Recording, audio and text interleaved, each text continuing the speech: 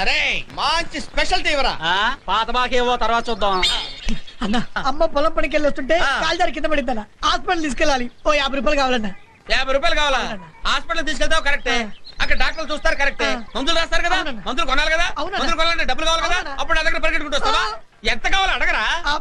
ఒక 100 రూపాయలు కావాలన్నా. 100 రూపాయలు సరిపోదు కదా. సరిపోద్దా? టీ వాడు చెప్పు. ఇది కాదు. ఇప్పుడు హాస్పిటల్ తీసుకెళ్ళావు, మందులు రాసిచ్చాడు, కొన్నావు.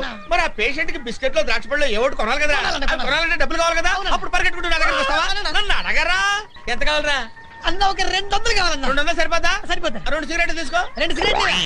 ఇప్పుడు అమ్మని ఇంటికి తీసుకొచ్చావురా. ఇంటికి రాగానే మంచం మీద పడుకోబెట్టి కాఫీ టీ ఇస్తే సరిపోతురా. ఏదైనా బలమైన ఆహారం పెట్టాలి కదా.